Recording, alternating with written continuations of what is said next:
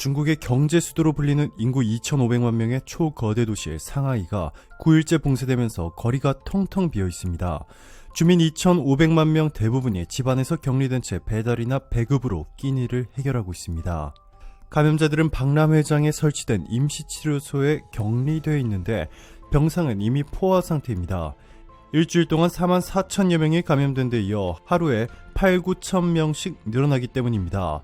전 세계 대부분의 국가들이 위드 코로나 정책을 펼치며 중증 환자 관리에 집중하고 있는 가운데 중국은 나홀로 제로 코로나 정책을 고집하며 이렇게 뒤늦게 최대 도시를 완전히 봉쇄해버렸습니다.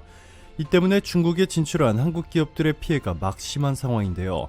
자, 그런데 이렇게 자국에 있는 해외 기업들의 공장 가동 중단이 일어나도록 하며 피해만 끼치는 중국과는 달리 한국의 상황은 연일 주요 외신들로부터 극찬을 받고 있습니다.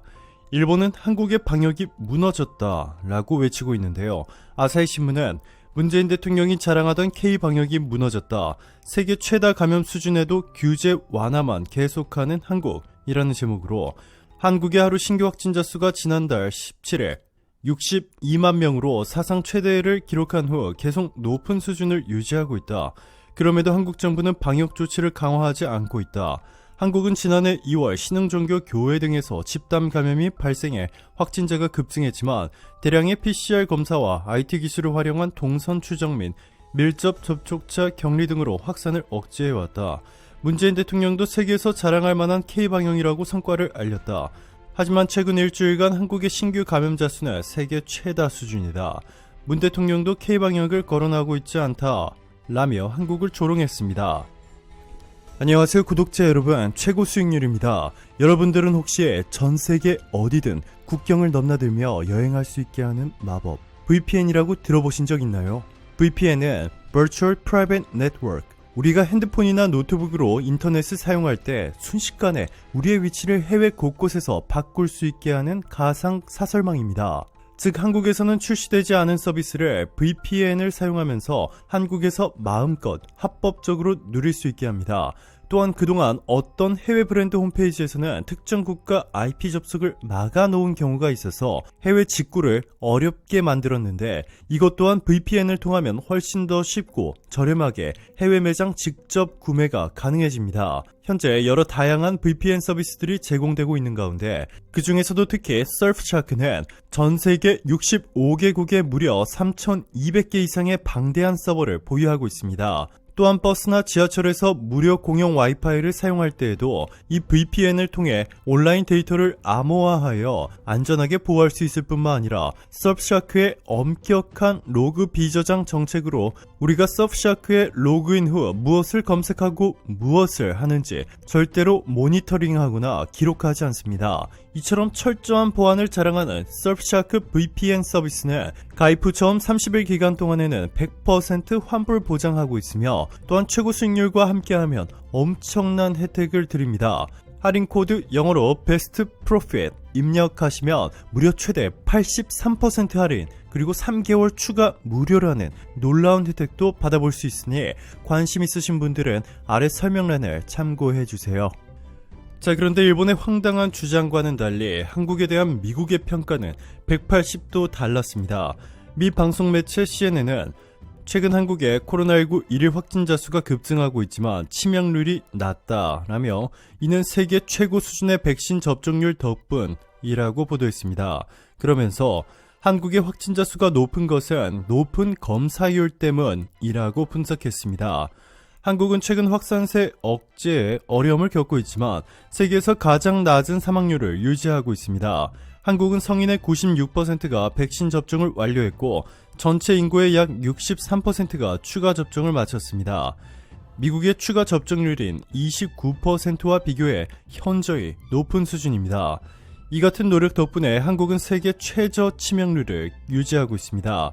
현재 한국의 누적 치명률은 0.12%로 미국 1.2%, 영국 0.79%, 일본 0.44%보다 확연히 낮습니다. 미 매체 월스트리트 저널도 지난달 30일 한국은 코로나19로 인한 치명률이 세계에서 가장 낮다며 코로나19가 팬데믹에서 엔데믹으로 전환하는 세계 최초의 국가가 될 것이라고 보도했습니다. 이렇게 중국과 한국의 방역 체계를 전 세계 주요 외신들이 비교하자 한국에 화가 난 중국이 이번에는 너무나도 유치한 방법으로 한국에 복수를 하고 있습니다.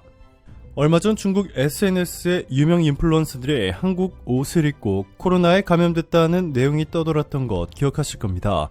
자, 그런데 이번에는 황당하게도 중국 방역 당국이 직접 한국산 옷에서 코로나가 검출됐다라는 황당한 발표를 내며 중국인들의 한국산 옷을 입지 말라는 메시지를 전한 것으로 알려졌습니다.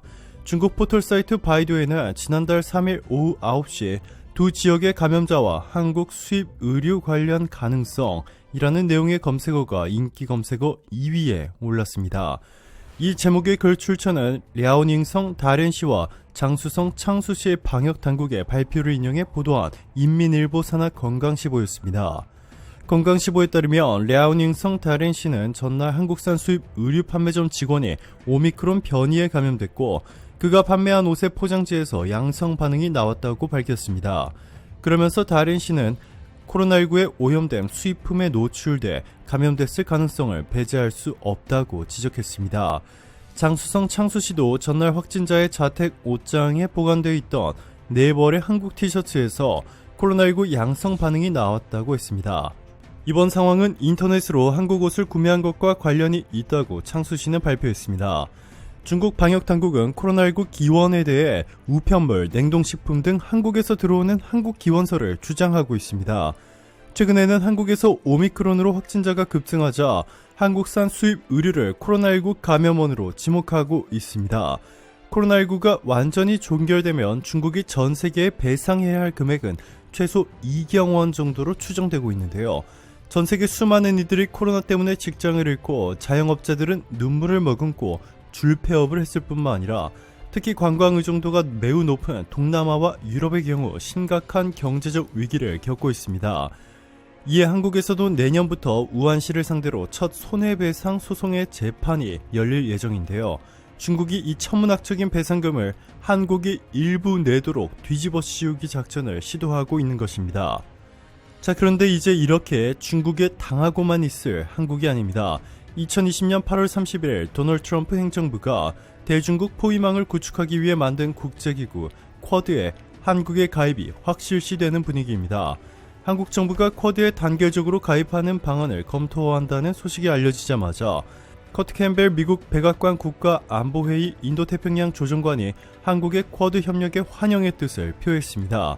캠벨 조정관은 4일 한미정책협의 대표단을 만나 쿼드 협력 의지를 보여준 것을 환영한다 라며 워킹그룹 차원에서 한국과 다양한 협력을 할 수 있을 것으로 기대한다 라고 밝혔습니다. 아울러 미국 정부는 한국 신정부와의 협력 강화에 대한 의지와 기대를 갖고 있다 라며 미국의 인도태평양 전략에서 한미협력 관계는 매우 중요하다 라고 말했다고 대표단은 전했습니다. 한국이 쿼드에 참여하게 되면 이름은 쿼드 플러스로 바뀔 가능성이 유력한 상황인데요. 쿼드에 가입하면서 한국이 받게 될 혜택은 상상을 초월합니다. 가장 먼저 쿼드 가입국인 미국과 호주, 인도가 한국산 무기를 대폭 늘릴 수 있고 데이터에 사용되는 해저 케이블 분야에서 한국산을 사용할 수 있습니다. 해저 케이블은 정보 탈취 혹은 정보 차단에 악용될 우려가 있어 안보 측면에서 중요한 기반 시설로 여겨지고 있는데요.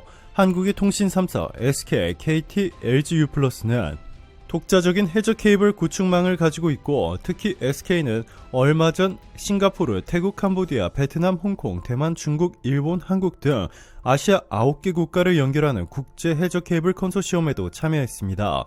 최신 전송 기술을 적용해 기존 해저 케이블보다 월등히 높은 전송 용량을 제공하는 것으로 알려졌습니다. 뿐만 아니라 서해에서 미국과 호주, 인도군이 한국군과 연합으로 훈련이 가능해지고 중국은 더 이상 한국산 수입을 제한하거나 한류 콘텐츠를 차단하는 경제 보복도 하지 못하게 됩니다. 수년 전 한국에 가했던 경제 보복 카드를 꺼내 드는 순간 쿼드 플러스의 반격이 시작되어 중국은 하루아침에 막강한 경제 제재와 함께 글로벌 공급망에서 완전히 소외될 수 있습니다. 추후 대만까지 쿼드 플러스에 가입하게 되면 중국에서는 더 이상 스마트폰, TV 등 최신 IT 장비를 단 한 대도 생산할 수 없고 오직 아날로그식 기기들만 만들어야 합니다. 오늘도 감사합니다. 최고로 멋진 하루 보내시길 바랄게요.